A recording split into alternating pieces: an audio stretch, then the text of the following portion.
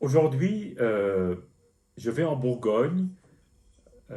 C'est une bouteille que je ramène de mon séjour en Bourgogne, que j'ai dégustée dans un restaurant. D'ailleurs, elle est déjà pas mal entamée.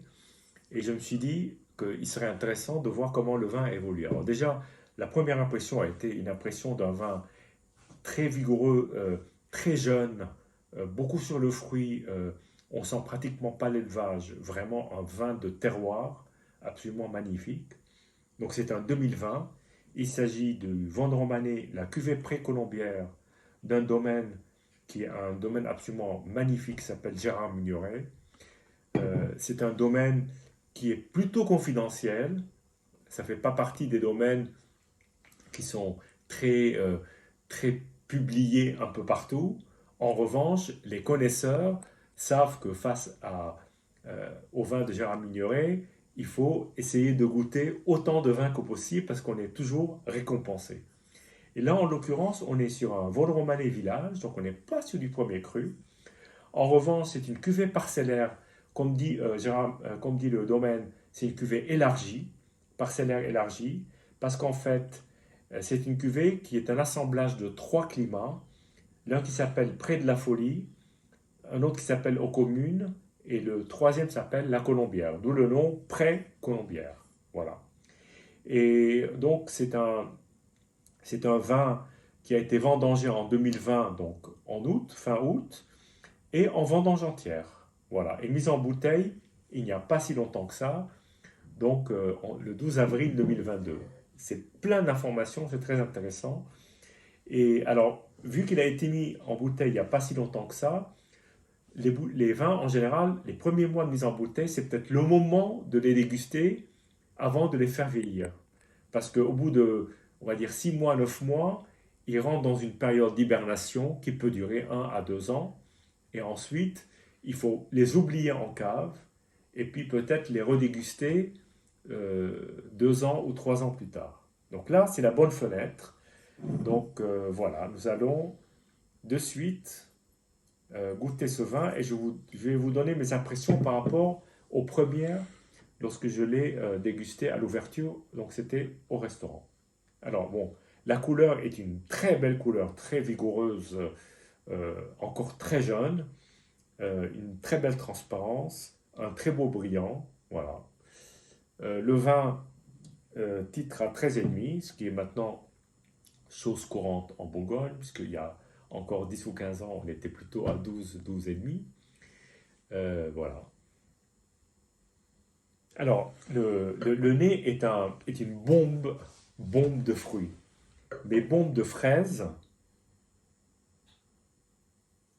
framboises,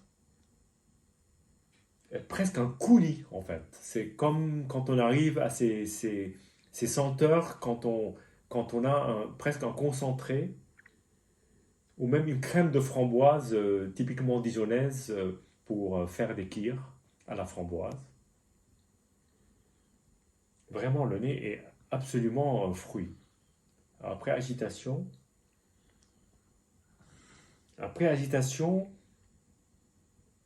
on a un peu plus d'épices, plus parfumé, plus floral, mais la présence du fruit est tellement forte, c'est assez étonnant.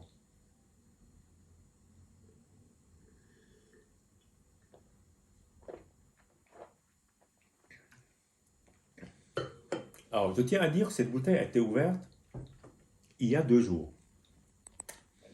Elle est d'une jeunesse et d'une vigueur qui est absolument hallucinante.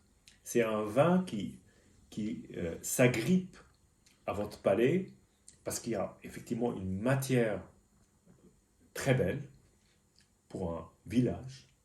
C'est ça ce qui est plus étonnant. Là, on est au niveau d'un premier cru. Pour être tout à fait franc, des fois, on n'a pas cette concentration et cette matière dans un premier cru.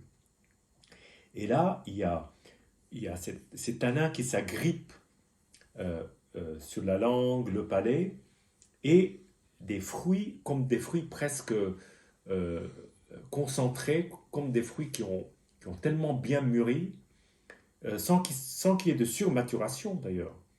Et il n'y a pas de côté doux ou de côté sucré.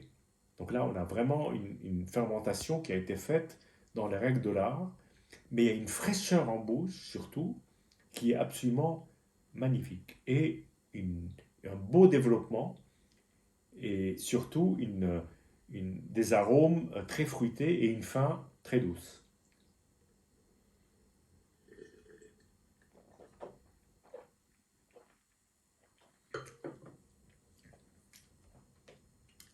Il il y a un, il y a un arôme en bouche que, que j'arrive pas à déterminer, euh, qui a un côté, une très très très légère amertume qui ferait penser à de l'encre, même si on ne boit pas l'encre, mais ce côté un peu de très légère amertume qui, euh, qui me fait penser à quelque chose que je n'arrive pas tout à fait à définir, mais surtout il y a cette masse de fruits et cette beauté de tanin qui en font un vin vraiment admirable.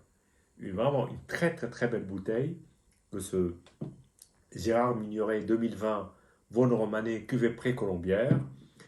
Voilà, santé et puis à bientôt.